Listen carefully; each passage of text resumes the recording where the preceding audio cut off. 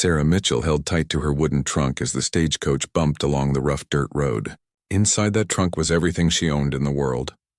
Beautiful dresses made of silk and cotton, yards of fine fabric in every color, ribbons, buttons, and lace that had cost her every penny she had saved. The hot sun beat down on the coach as it rolled toward Dusty Creek. Sarah wiped sweat from her face with her handkerchief. She had been traveling for 3 weeks from Boston. Her body ached from sitting on the hard bench, but her heart was full of hope. "First time out west, miss?" asked the man sitting across from her.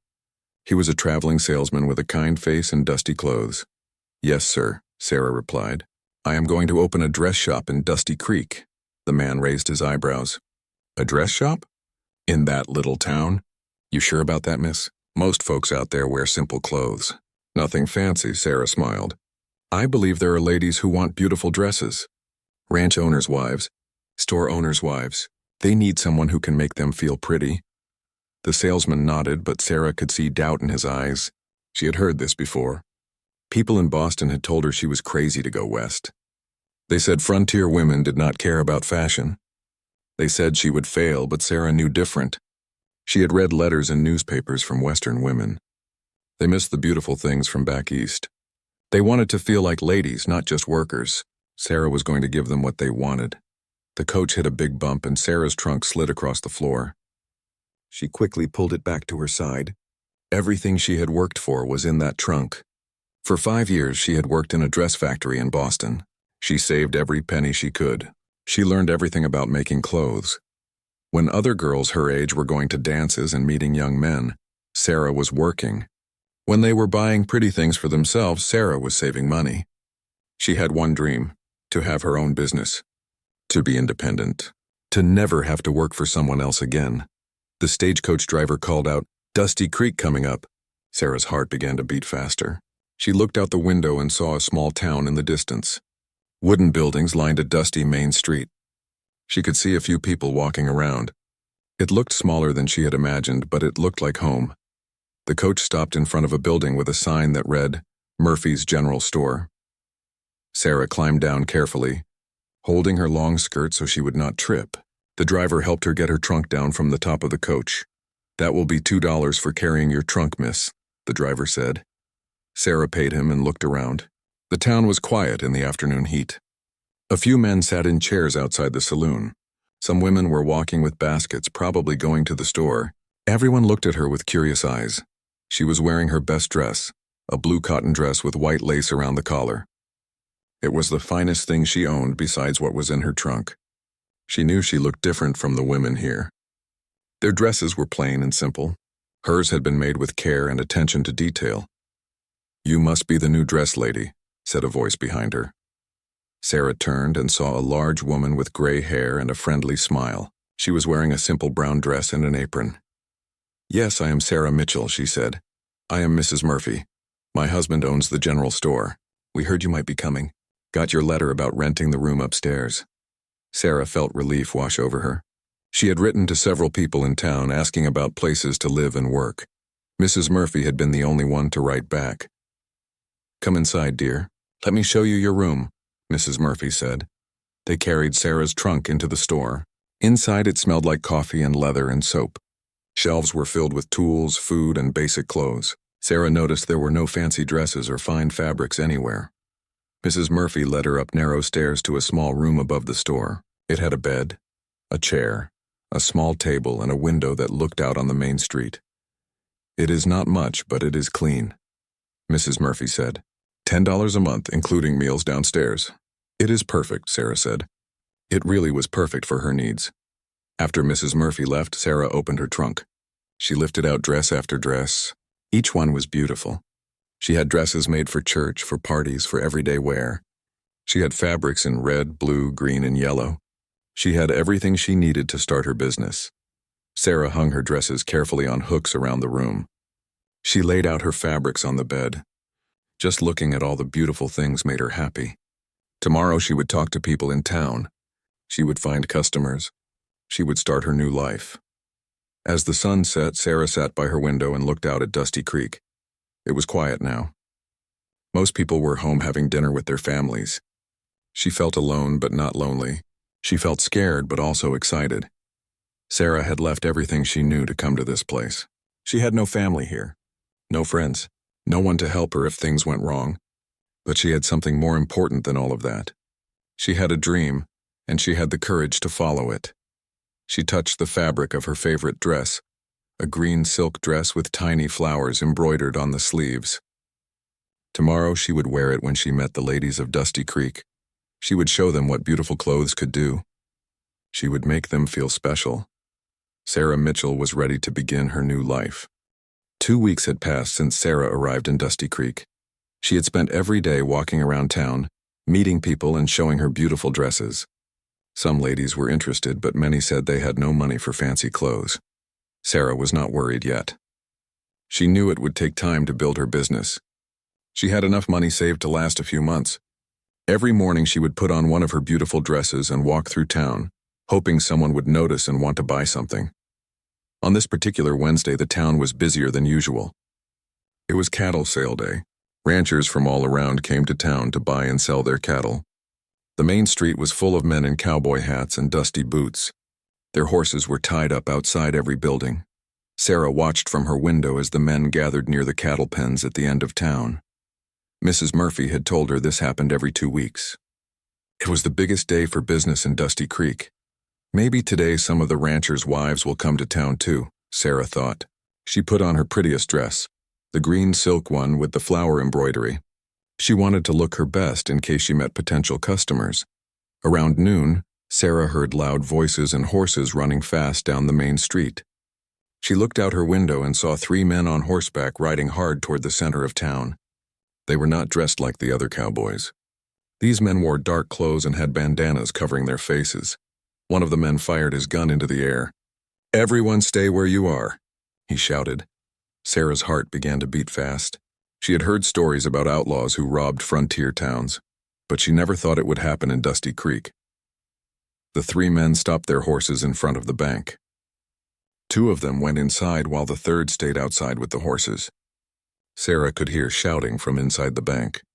Then she heard a gunshot. People on the street began to run and hide. Some went into buildings. Others hid behind wagons. Sarah moved away from her window but kept watching. After a few minutes, the 2 men came out of the bank carrying bags. They looked heavy, probably filled with money. The men got back on their horses and rode to the general store below Sarah's room. "We know there are more valuables in these shops," one of them yelled. "Everyone come out now or we start shooting." Sarah heard Mrs. Murphy's voice downstairs. "Please do not hurt anyone. Take what you want." The 3 men went into the store. Sarah could hear them moving things around, breaking things, taking whatever they wanted. Her hand shook as she listened to the noise below. Then she heard heavy footsteps on the stairs coming up to her room. "What do we have up here?" said a rough voice. The door to Sarah's room burst open. 2 of the outlaws stood in the doorway. One was tall and thin with mean eyes. The other was shorter but looked stronger. Both had guns in their hands. "Well, look at this," said the tall one, looking at all the dresses hanging around the room. "We hit the jackpot, boys." The shorter man walked over to Sarah's trunk and opened it. He pulled out dress after dress, holding them up to look at them. "These are worth more than anything we took from downstairs. Look at this fancy stuff." "Please," Sarah said, finding her voice. "Those dresses are all I have. I am trying to start a business. I need them to make a living." The tall outlaw laughed. "You need them? Well, we need them too. These will sell for good money in the next town over. Rich ladies love fancy Eastern clothes. You cannot take them," Sarah said, stepping toward her trunk. "I worked 5 years to save money for those dresses." The shorter outlaw pushed her away. "Back off, lady. We are taking everything in this trunk." Tears began to flow down Sarah's face. "Please, I am begging you. Take anything else but not my dresses. They are my whole life." "Your whole life," the tall outlaw said. "Well, now they are our whole profit." The 3rd outlaw came up the stairs. "Hurry up, boys. People are starting to gather outside. Some of the cowboys are coming back from the cattle pens." The 3 men worked quickly, stuffing all of Sarah's dresses and fabrics into large bags they had brought with them. They took everything from her trunk. The silk dresses, the cotton dresses, all the beautiful fabrics, the ribbons, the lace, the buttons. Everything Sarah had worked for was disappearing into their bags. "Stop!" Sarah cried. She tried to grab one of her dresses from their hands. "Please stop!" The tall outlaw pushed her down onto the bed. Stay there or you will get hurt. Sarah sat there crying as they took the last of her things. In 5 minutes, they had destroyed everything she had worked for. 5 years of saving money, 5 years of dreaming about her own business, all gone. The outlaws carried their bags downstairs. Sarah followed them, still crying and begging them to leave her things alone. Outside, the 3 men tied their bags to their horses. Other people in town watched from doorways and windows, too scared to do anything. "This is a nice little town," the tall outlaw said loudly. "We might come back sometime." "You should thank us," the shorter one added. "We are helping your businesses by taking old inventory off your hands." The 3 men laughed and got on their horses. They rode hard out of town, leaving a cloud of dust behind them. Sarah stood in the street watching them disappear. Her beautiful green dress was dirty from where the outlaw had pushed her down. Tears ran down her face. Everything she had brought from Boston was gone. Other people slowly came out of hiding. Mrs. Murphy put her arm around Sarah's shoulders. "I am so sorry, dear," Mrs. Murphy said. "Those were the Garrett brothers. They have been robbing towns all over this territory. Everything is gone," Sarah said through her tears. "All my dresses, all my fabric, everything I saved for. How can I start my business now?" Sheriff Coleman walked over to them. He was an older man with a gray mustache. "I am sorry, miss. Those outlaws got away with money from the bank, too. They are long gone by now." "Are you not going to chase them?" Sarah asked. "I cannot leave town unprotected," the sheriff said, "and I cannot track 3 armed men by myself." Sarah looked around at all the people watching her. She saw pity in their eyes, but she also saw that no one was going to help her get her things back. She was alone in a strange town with nothing left but the dress she was wearing. Her dream of independence was gone. Her new life was over before it had really started. Sarah walked slowly back into the general store and up to her empty room. She sat on her bed and looked at the empty hooks where her beautiful dresses had been hanging just an hour before. She had never felt so hopeless in her entire life. The sun was getting low in the sky when Jake Thompson rode back into Dusty Creek. He had been out on the range for 3 days, moving cattle to new grassland.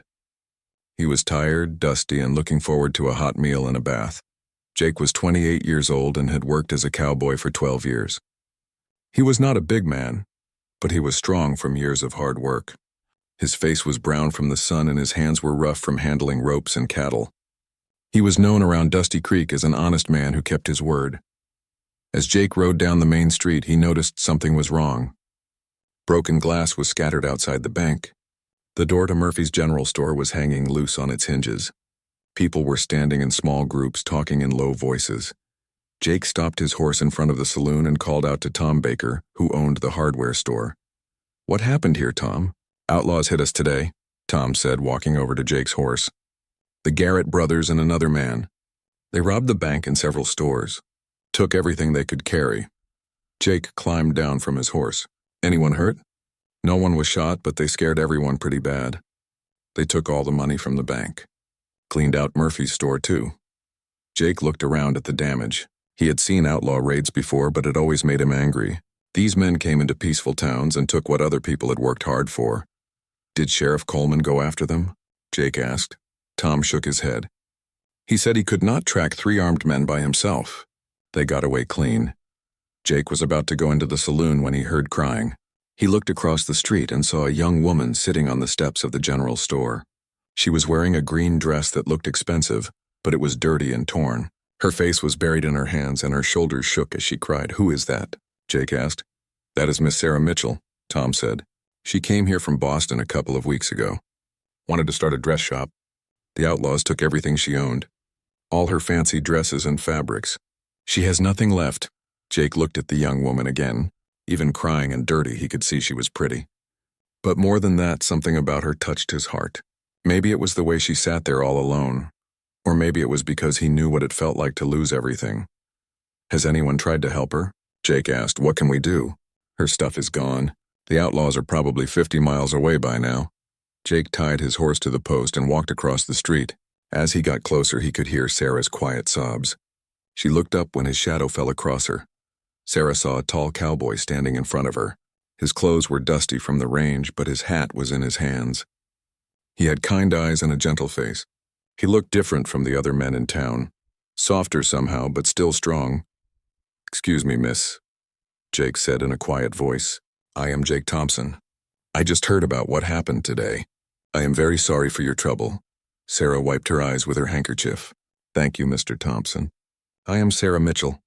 Jake sat down on the steps next to her, but not too close. He did not want to make her uncomfortable. Tom Baker told me the outlaws took your dresses and fabrics. That must have been everything you brought from back east. Sarah nodded, fresh tears coming to her eyes. 5 years I worked and saved to buy those things. I came here to start my own business. Now I have nothing. I do not even have money to get back to Boston. Jake was quiet for a moment. He was not good with words, especially with women. But he could hear the pain in her voice, and it made him want to do something. Miss Mitchell, he said finally, what those men did was wrong. Taking your things like that, making you cry, it is not right. But there is nothing anyone can do about it, Sarah said. They are gone and my things are gone with them. Jake looked at her seriously. Maybe there is something that can be done. Maybe those outlaws are not as far away as everyone thinks. Sarah looked at him with surprise. What do you mean? I have been tracking animals and men for most of my life. Those outlaws have heavy bags full of stolen goods. That will slow them down. They probably think no one is coming after them. So they will not be in a big hurry.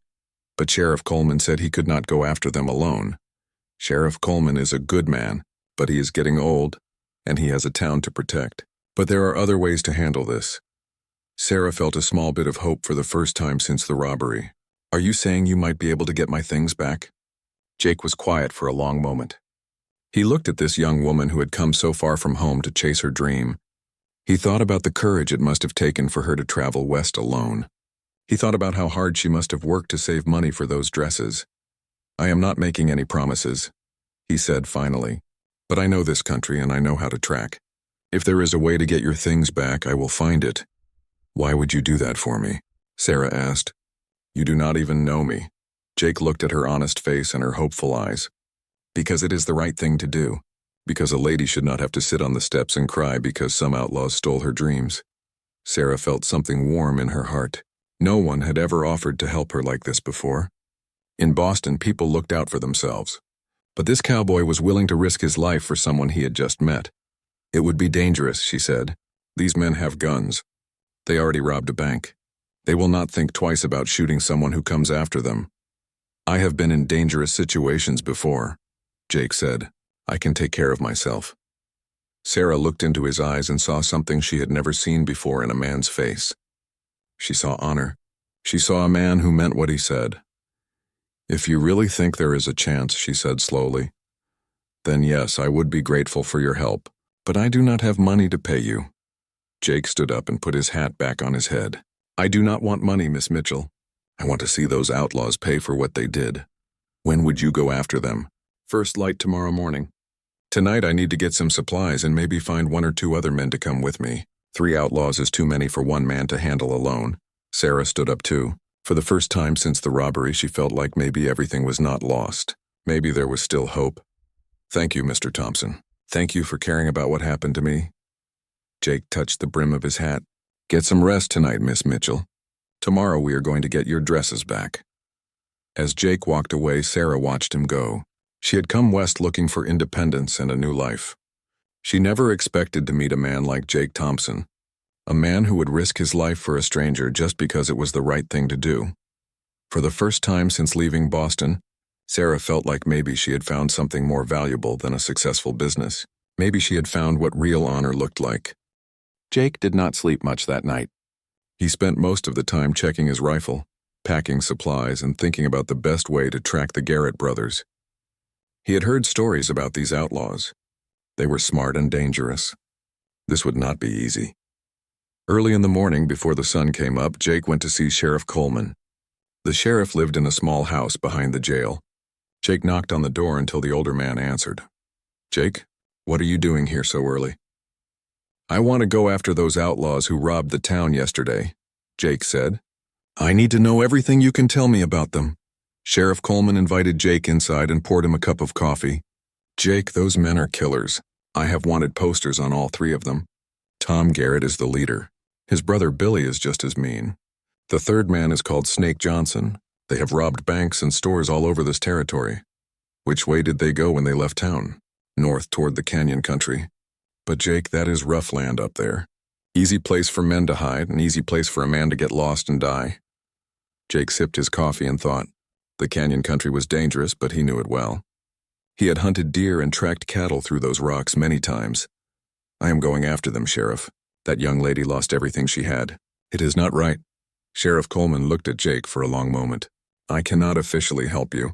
I have to stay here and protect the town, but if you are really going to do this, you will need help.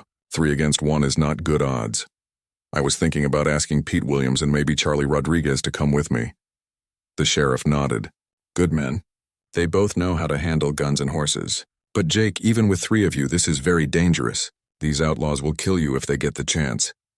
I understand that, Sheriff. But I gave my word to Miss Mitchell.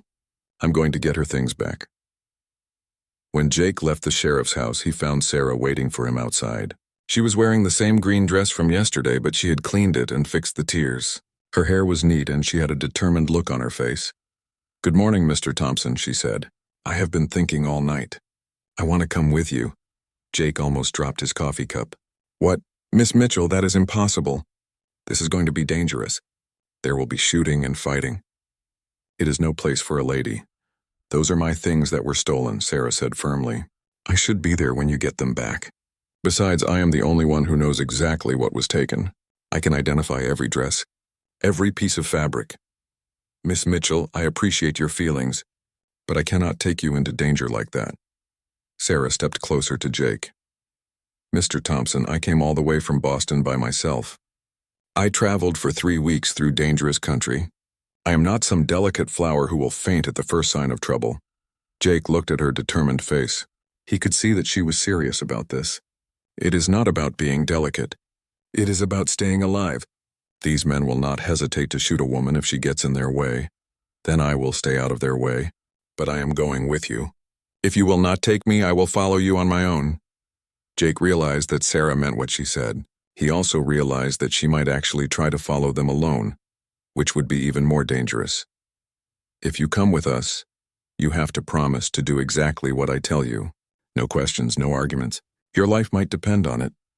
I promise, Sarah said. An hour later, Jake had found Pete Williams and Charlie Rodriguez. Both men agreed to help once they heard the story. Pete was a young cowboy who worked on the same ranch as Jake. Charlie was older and had been a soldier before becoming a rancher.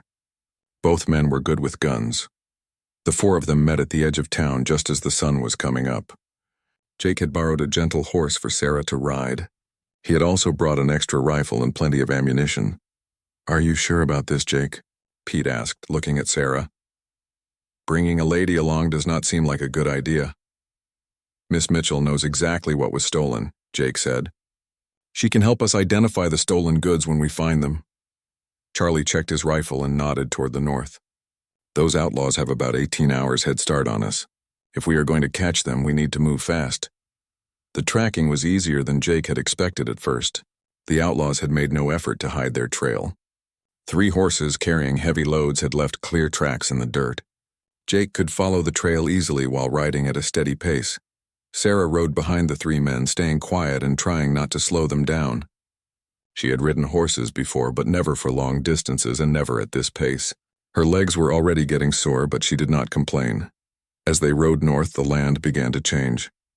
The flat grassland around Dusty Creek gave way to rolling hills covered with rocks and small trees. The trail became harder to follow as the ground got rocky. They are heading for Devil's Ridge, Charlie said, pointing toward tall rock formations in the distance. Smart place to hide. Lots of caves and hidden valleys up there. How far is it? Sarah asked. About 6 hours of hard riding, Jake answered. We should catch up to them by afternoon if we keep this pace. They stopped only once to rest the horses and eat some jerky and biscuits. Sarah was tired and sore, but she was also excited. For the first time since the robbery, she felt like she was doing something instead of just crying about her problems. Miss Mitchell, Pete said while they rested. What made you decide to come west? Most ladies would stay back east where life is easier. I wanted my own business, Sarah said. In Boston, women work in factories or shops for other people. I wanted something that was mine. I thought I could make beautiful dresses for ladies out here who missed the fine things from back east. That takes courage, Charlie said, coming to a strange place with no family or friends. Sarah looked at the three men who were risking their lives to help her. I am learning that there are good people everywhere, people who will help a stranger just because it is the right thing to do. Jake felt something warm in his chest when she said that. He had helped people before, but no one had ever talked about it the way Sarah did. She made him feel like he was doing something important. As they got ready to ride again, Jake noticed that the outlaws' trail was getting fresher. The horse droppings were more recent and the tracks were clearer. We are getting close, he told the others. Maybe 2 or 3 hours behind them now. Sarah felt her heart beating faster. Soon she might see her beautiful dresses again. Soon those men who had made her cry would have to face the consequences of what they had done. But she also felt scared. Jake had been right about the danger. These were violent men who had already robbed a bank. They would not give up her things without a fight. As they rode toward Devil's Ridge, Sarah said a silent prayer. She prayed that Jake and his friends would be safe. She prayed that they would get her things back. Most of all, she prayed that her decision to come along would not get anyone killed. The afternoon sun was getting hot as they rode into the canyon country. Soon they would find out if Jake's plan would work, or if they were all riding into a trap. The trail led them up a narrow path between tall rock walls. Devil's Ridge was a maze of canyons and cliffs that stretched for miles. Jake had been here before, but never while tracking dangerous men. Stay close together, Jake whispered to the others. In this kind of country, it is easy to get separated, and easy for someone to set up an ambush. Sarah felt her heart pounding as they rode deeper into the canyon. The rock walls rose high above them on both sides. The path was so narrow that they had to ride single file. If the outlaws were waiting somewhere ahead, there would be no place to run. After an hour of careful riding, Charlie held up his hand for everyone to stop. He pointed ahead to where smoke was rising from behind some rocks. Campfire, he whispered. They must be stopped for the day. Jake climbed down from his horse and crept forward to look around the rocks. About 200 yards ahead, he could see the outlaws' camp. They had chosen a good spot, a small valley surrounded by high cliffs. There was only one way in or out. The three outlaws had built their fire in the middle of the valley. Their horses were tied to some small trees nearby. Jake could see bags and bundles scattered around the camp, probably the stolen goods from Dusty Creek. Jake crept back to the others. They are there, all right. But they picked a smart place to camp. We cannot get close without being seen. What do we do? Pete asked. Jake thought for a moment. The only way to get them is to go in straight at them. But if we all ride in together, they will see us coming from far away. They will have time to get their guns and find cover. So what is your plan? Charlie asked. I will ride in alone and try to talk to them. Maybe I can convince them to give up without a fight. You and Pete circle around to the other side of the valley. If shooting starts, you can catch them from behind. What about me? Sarah asked. You stay here with the horses, Jake said firmly. If things go wrong, you ride back to town as fast as you can. Sarah shook her head. I did not come this far to hide behind rocks. Those men stole my things. I want to face them. Miss Mitchell, this is not a game. These men are killers, I know that. But I also know that I am the only one who can identify exactly what was stolen. What if you get the wrong bags? What if some of my things are missing? I need to be there to make sure everything is returned. Jake looked at her stubborn face and realized she was not going to stay behind no matter what he said. All right. But you stay behind me at all times. And if shooting starts, you get down and stay down. Understood? Understood. Pete and Charlie took their rifles and started climbing the rocks to circle around the valley. Jake and Sarah waited for 30 minutes to give them time to get in position. Then Jake checked his gun one more time and started riding toward the outlaws' camp. Sarah followed about 20 feet behind him, her heart beating so hard she was sure everyone could hear it. As they got closer to the camp, one of the outlaws looked up and saw them coming. He jumped to his feet and grabbed his rifle. Tom! Billy, we got company! The other two outlaws quickly grabbed their guns and spread out around the camp. Tom Garrett, the leader, stepped forward with his rifle pointed at Jake. That is far enough, cowboy, Tom shouted. State your business or turn around and ride away. Jake stopped his horse about 50 yards from the camp. He kept his hands visible but near his gun. My name is Jake Thompson from Dusty Creek, he called out. You boys took some things from our town yesterday. We want them back, Tom laughed. Is that right? You and what army? Just me and the lady here. She is the one you robbed. Those dresses and fabrics you took belong to her. Snake Johnson, the third outlaw, spit on the ground. Well, they belong to us now. Finders keepers. You did not find them, Sarah called out, her voice strong despite her fear. You stole them from me at gunpoint. 5 years I worked to buy those things. Billy Garrett, Tom's younger brother, looked at Sarah with cruel eyes. Pretty lady. Maybe we should keep her too, along with her fancy dresses. Jake's hand moved closer to his gun. Nobody is keeping anybody. We just want the lady's property back and then we will leave you alone. Leave us alone? Tom laughed again. Boy, you rode into our camp making demands. That is not very polite. I think maybe we should teach you some manners. The things you stole are not worth dying for, Jake said calmly. Just give them back and everyone can walk away from this.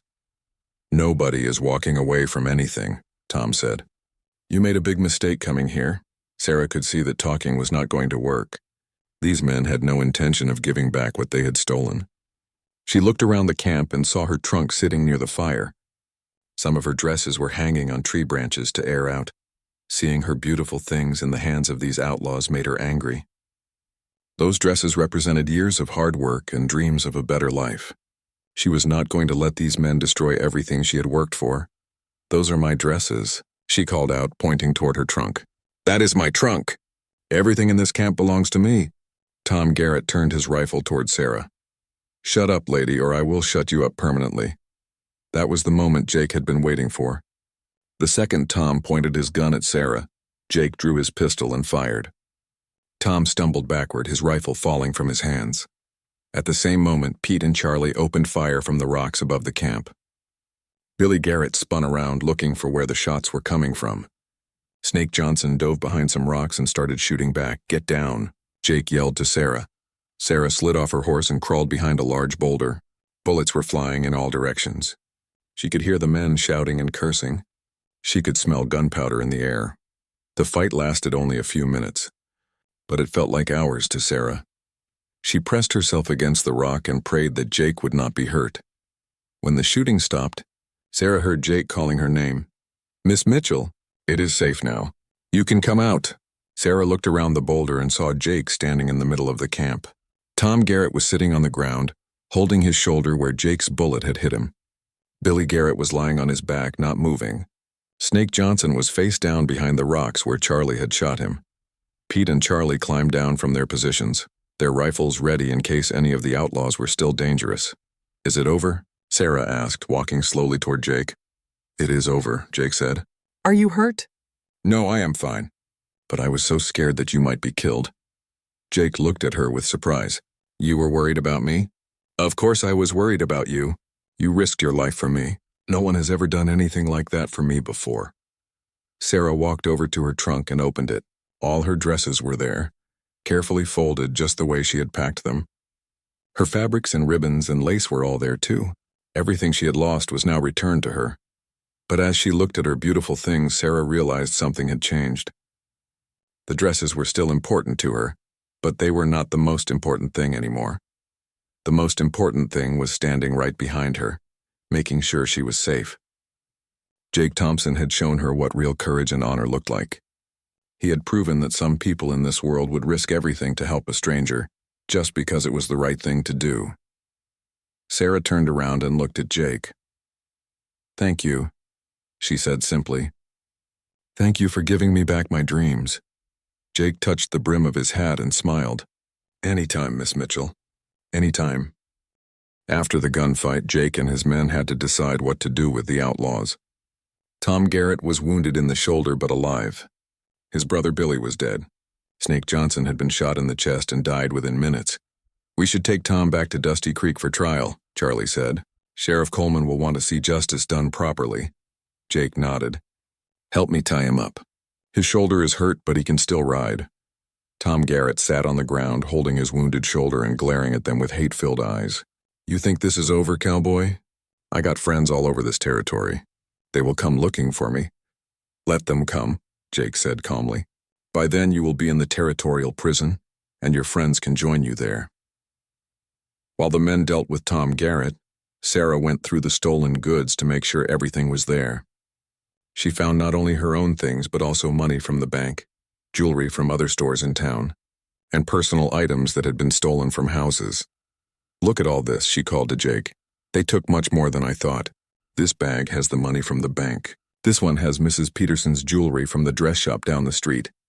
Jake came over to look at what Sarah had found, and these outlaws have been busy. This is probably loot from several towns.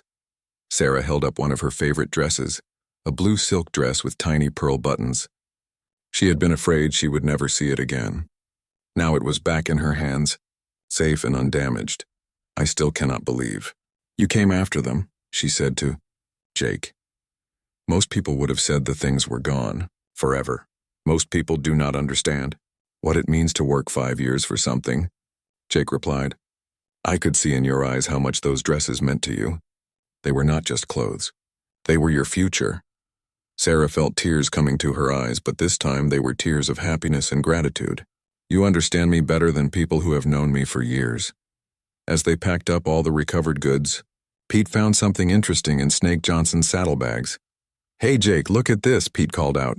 He was holding a stack of wanted posters. These boys were worth a lot of money. $500 each, dead or alive, Charlie whistled. $1,500 total. That is more money than most cowboys make in 2 years. Jake looked at the posters. He had not known about the reward money when he decided to go after the outlaws. He had only wanted to help Sarah get her things back. The reward money should go to Miss Mitchell, Jake said. She lost the most in the robbery. Sarah looked at him with amazement. But you are the ones who caught them. You risked your lives. The money should be yours. We did not do this for money, Pete said. We did it because it was right. But $1,500 would be enough to start a real dress shop, Charlie added. You could buy proper equipment, rent a good building, buy all the fabric and supplies you need. Sarah realized they were right. With that much money, she could not only replace what she had lost, but she could build something much bigger than she had originally planned. I cannot take all of it, she said. You three should share half the reward. Without you, I would have nothing. Jake shook his head. We do not need reward money, Miss Mitchell. We all have jobs and places to live. You are starting over with nothing. Take the money and build the business you dreamed about. The ride back to Dusty Creek took most of the day. Tom Garrett rode with his hands tied, guarded by Pete and Charlie. Jake rode next to Sarah, leading the pack horses that carried all the recovered goods. What will you do now? Jake asked as they rode through the afternoon sun. I suppose I will try again to start my dress shop, Sarah said. But it will be different this time. I understand better now what this place is like. What the people need. What do you mean? I came here thinking I would make fancy dresses for rich ladies. But most of the women here are working women. They need clothes that are beautiful but also practical. Clothes they can wear while taking care of their families and helping with their husbands' businesses. Jake smiled. You learned a lot in just 2 weeks. I learned that courage is more important than fancy clothes. I learned that there are good people who will help a stranger. And I learned that sometimes losing everything can lead to finding something better. As they got closer to Dusty Creek, they could see people gathering in the street. Word had somehow reached town that they were returning with the outlaws and the stolen goods. Sheriff Coleman was waiting for them in front of the jail. When he saw Tom Garrett tied up and wounded, he shook his head. I cannot believe you boys actually caught them, the sheriff said, and brought back all the stolen property too. Miss Mitchell found most of the loot, Jake said. These outlaws had been robbing towns all over the territory. A crowd gathered as they unloaded the recovered goods. People cheered when they saw their stolen belongings. Mrs. Peterson cried with joy when she got her jewelry back. Mr. Wilson from the bank nearly fainted when he saw the bags of stolen money. This is a miracle, Mrs. Murphy said to Sarah. When you left this morning, I thought I would never see you alive again. Sarah looked at Jake, who was helping Charlie take Tom Garrett to the jail. I had good people protecting me, she said. That evening, the whole town wanted to celebrate. Someone organized a party in the street in front of the saloon. People brought food and drinks. Someone played a fiddle while others danced. Sarah sat on the steps of the general store watching the celebration. She was wearing her green dress again, cleaned and mended after their adventure. Jake came over and sat beside her. Quite a day, he said. The most exciting day of my life, Sarah replied, and the most frightening. Do you regret coming west? Jake asked. Sarah thought about the question. 2 days ago, she had been ready to give up and go back to Boston. Now she had her things back, money to start a real business, and something else she had not expected to find. No, she said finally. I do not regret it at all. I came here looking for independence, and I found something much more valuable. What is that? Sarah looked at Jake's honest face in the lamplight. I found out what good people look like. I found out what courage means. And I found out that sometimes the best things in life come from the most unexpected places. Jake felt something warm spread through his chest. Miss Mitchell, I hope you will stay in Dusty Creek for a long time. This town needs people like you, people like me, people who do not give up when things get hard, people who are willing to fight for what they believe in. Sarah smiled. I think I will stay, Mr. Thompson. I think Dusty Creek is exactly where I belong. As the party continued around them, Sarah and Jake sat quietly on the steps, watching their new friends celebrate. Both of them knew that something important had happened over the past 2 days. Something that would change both of their lives forever. 3 months had passed since the day Jake helped Sarah get her dresses back from the outlaws. Sarah's life had changed completely during that time. With the reward money from capturing the outlaws, Sarah was able to rent a real store building on Main Street. She bought proper sewing equipment, bolts of fabric, and all the supplies she needed to run a successful business. But the biggest change was in the type of clothes she made. Instead of only fancy dresses for special occasions, Sarah learned to make practical clothes that the women of Dusty Creek really needed. She made work dresses that were pretty but strong enough for cooking and cleaning. She made riding skirts for women who helped their husbands with ranch work. She made Sunday dresses that were beautiful but not too fancy for a frontier church. Word of her skill and fair prices spread to other towns. Women traveled from 50 miles away to buy Sarah's dresses. Her shop was always busy and she had more orders than she could fill. Miss Mitchell, you have become the most successful business owner in Dusty Creek, Mrs. Murphy said one morning when she came to order a new dress. I am so proud of what you have accomplished. Thank you, Mrs. Murphy. But I could never have done it without the help of good friends.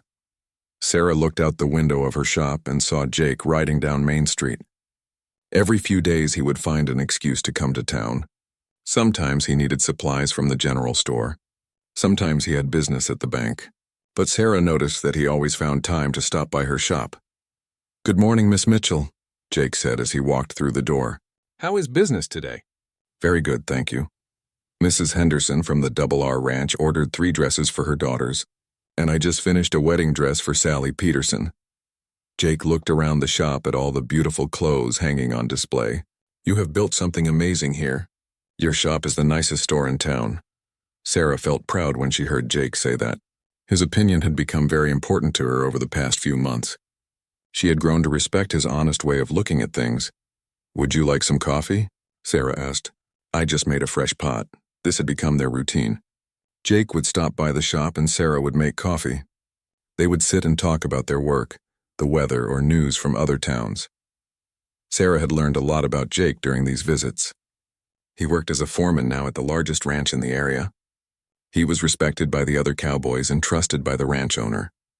He was saving money to buy his own land someday. Jake had learned about Sarah too. He knew she missed some things about Boston, especially the museums and libraries, but she loved the freedom of running her own business. She loved being able to help the women in the area look and feel beautiful. Sarah, Jake said one day, using her first name for the first time. I have something to ask you. Sarah felt her heart beat faster. Over the past few months, she had realized that her feelings for Jake had grown into something deeper than gratitude. What is it, Jake? There is going to be a dance at the church next Saturday night. I was wondering if you would like to go with me. Sarah had been hoping Jake would ask her this question for weeks. I would love to go to the dance with you. Jake smiled, and Sarah noticed how handsome he looked when he was happy. I should warn you, I'm not much of a dancer. I am better with horses than I am with dancing. That is all right. I can teach you. Dancing is just like everything else. You get better with practice. The night of the dance, Jake picked Sarah up at her shop in a borrowed buggy. He was wearing his best clothes, clean pants, a white shirt, and a string tie. His hair was combed back, and he smelled like soap instead of horses. Sarah wore one of her most beautiful dresses, a rose-colored silk dress with delicate lace at the collar and sleeves. She had made the dress herself, and it fit her perfectly. You look beautiful, Jake said when he saw her. Thank you. You look very handsome yourself. The dance was held in the church hall, which had been decorated with flowers and lanterns. Most of the town was there, including many of the ranch families from the surrounding area. Sarah was right about Jake's dancing. He was awkward at first. stepping on her toes and getting confused about which direction to turn. But he was willing to learn, and Sarah was a patient teacher. By the end of the evening, Jake was dancing well enough that other couples commented on how nice they looked together. "I think you have become quite a good dancer," Sarah said as they walked outside to get some fresh air. "I had a good teacher," Jake replied.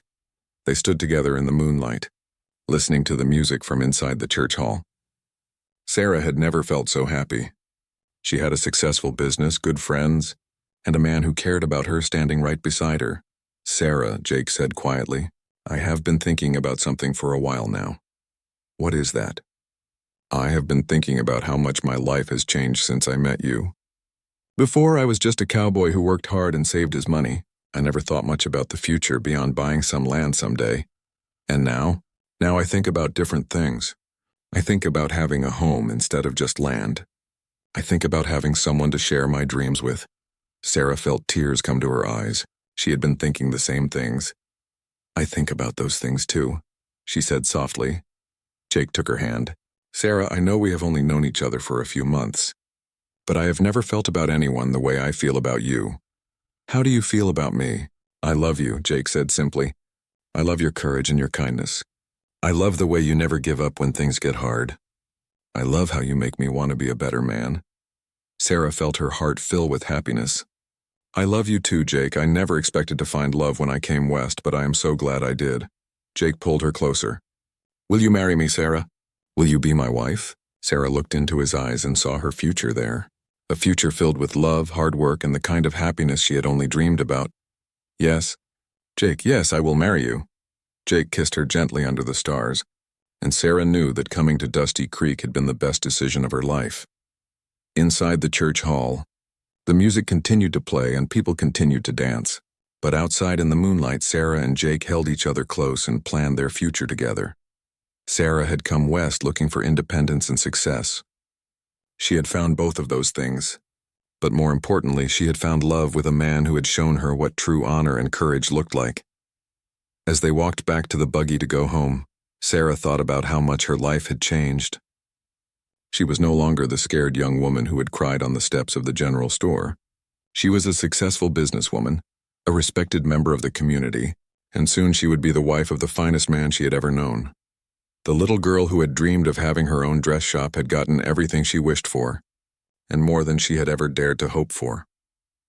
6 months after Jake proposed to Sarah, Dusty Creek was buzzing with excitement about the biggest wedding the town had ever seen. Sarah and Jake had become local heroes after their adventure with the outlaws, and everyone wanted to celebrate their marriage.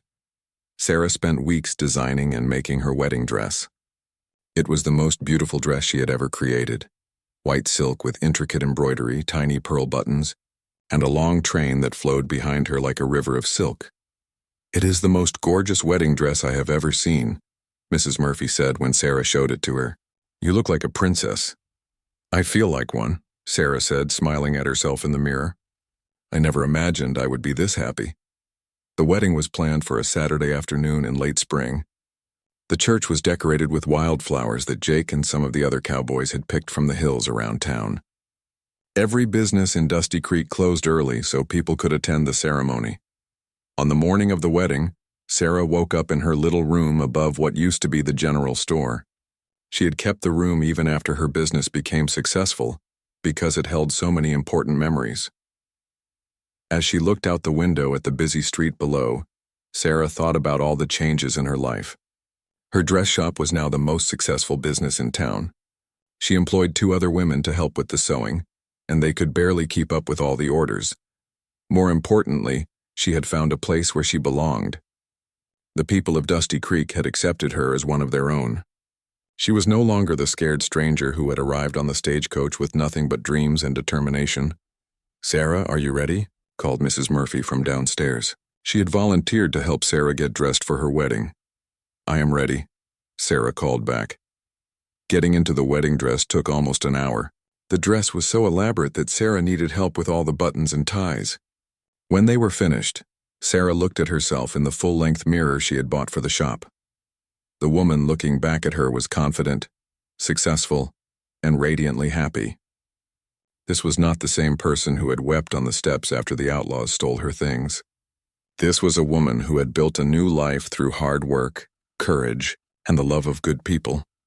"Jake is the luckiest man in the territory," Mrs. Murphy said, wiping tears from her eyes. The church was packed when Sarah arrived. Every seat was filled and people were standing along the walls. She saw ranchers and cowboys, store owners and their wives, and even some people who had traveled from other towns to attend. But the only person Sarah really saw was Jake, standing at the front of the church in his best suit. He looked nervous but happy, and when he saw her walking down the aisle, his face lit up with the biggest smile she had ever seen. Sheriff Coleman walked Sarah down the aisle since she had no family in Dusty Creek. He had become like a father to her over the past year. "You look beautiful, Sarah," he whispered as they walked. "Jake is a lucky man." "I am the lucky one," Sarah whispered back. The ceremony was performed by Pastor Williams, who had known Jake since he was a boy. The pastor spoke about love, commitment, and building a life together based on trust and respect. "Do you, Jacob Thompson, take Sarah Mitchell to be your wife, to love and protect her for as long as you both shall live?" "I do," Jake said in a clear, strong voice. "Do you, Sarah Mitchell, take Jacob Thompson to be your husband, to love and honor him for as long as you both shall live?" "I do," Sarah said, her voice filled with joy. When Pastor Williams announced that Jake could kiss his bride, the whole church erupted in cheers and applause. People threw flower petals as Jake and Sarah walked back down the aisle as husband and wife. The reception was held in the street outside the church. Tables were set up in the middle of Main Street, covered with food that the ladies of the town had prepared. There was dancing, music, and speeches that lasted until well after dark. "I want to thank everyone for making this day so special," Jake said when it was his turn to speak. "A year ago, I was just a cowboy with no plans beyond my next paycheck. Then I met Sarah, and my whole world changed." He looked at his new wife, who was sitting beside him in her beautiful wedding dress. "Sarah taught me what courage really means. She came to a strange place with nothing but determination and a dream. When outlaws tried to destroy that dream, she did not give up. She fought back, the crowd cheered, remembering the dramatic chase and gunfight that had made Jake and Sarah famous throughout the territory. But more than that," Jake continued, "Sarah taught me what love means. Real love is not just about feelings. It is about choosing to stand by someone no matter what happens. It is about building something together that is stronger than what either person could build alone." Sarah wiped tears from her eyes as she listened to her husband speak. "I promise all of you, and especially Sarah, that I will spend the rest of my life trying to be worthy of the love she has given me." When it was Sarah's turn to speak, she stood up and looked at all the faces of the people who had become her friends and neighbors. "When I came to Dusty Creek, I thought I knew what I wanted," she said. "I wanted to be independent. I wanted to build my own business. I wanted to prove that a woman could make it on her own in the frontier." She paused and smiled at Jake. "I got all of those things, but I got something much more valuable. I got a husband who shows me every day what honor and goodness look like. I got friends who will risk their lives to help a stranger. I got a community where I belong." Sarah looked around at the faces of the people who had gathered to celebrate with them. "I came here as a stranger with nothing but a trunk full of dresses. You accepted me and helped me build a life. This is my home now, and you are my family." As the evening went on, couples danced in the street while children ran around playing games. The older folks sat in chairs and told stories about other weddings they remembered. Everyone agreed that this was one of the best celebrations Dusty Creek had ever seen. Later that night, after the last guest had gone home, Jake and Sarah walked to their new house on the edge of town. Jake had bought the land and built the house himself as a wedding present for Sarah. It was a simple house, but it was beautiful and comfortable. It had a big kitchen where Sarah could cook, a living room with a fireplace, and a front porch where they could sit and watch the sunset. "Welcome home, Mrs. Thompson," Jake said as he carried Sarah over the threshold. "It is perfect," Sarah said, looking around at their new home. "Everything is perfect." They sat together on their front porch, still wearing their wedding clothes, and looked out at the town where they had found each other. "Do you ever miss Boston?" Jake asked. "Sometimes I miss the museums and the libraries," Sarah said, "but I would not trade this life for anything. Here I have something I never had in Boston. What is that? I have a partner. Someone who believes in me and supports my dreams. Someone who will face any danger to protect what we have built together. Jake took her hand. We make a good team. The best team, Sarah agreed. As they sat in the moonlight, both of them thought about the strange way their lives had brought them together. If the outlaws had never robbed the town, Jake might never have met Sarah. If Sarah had been too scared to come west, they never would have found each other. Sometimes the worst things that happen to us lead to the best things in our lives. What do you think the future holds for us? Sarah asked. I think we will work hard and build something good together, Jake said. Maybe we will have children someday. Maybe your business will grow even bigger. Maybe I will buy that ranch I have been dreaming about. Whatever happens, we will face it together, Sarah said. Together, Jake agreed. The story of Sarah and Jake became legend in Dusty Creek and the surrounding territory. People told their children about the brave seamstress who would not give up on her dreams, and the honorable cowboy who risked his life to help her. But the real story was not about outlaws and gunfights. The real story was about two people who found each other when they needed each other most. It was about building a life based on love, trust, and shared dreams. Sarah had come west looking for independence, and she had found it. But she had also learned that the best kind of independence comes when you choose to share your life with the right person. Jake had always been a good man, but loving Sarah made him want to be even better. She brought out qualities in him that he did not know he had. Together, they built a life that was richer and more meaningful than either of them could have imagined when they were alone. And they lived happily ever after, not because their life was perfect, but because they faced whatever came their way as partners, friends, and lovers who had chosen each other above all else. In the end, that is what real love stories are about. Not the dramatic moments that bring people together, but the quiet daily choices that keep them together for a lifetime.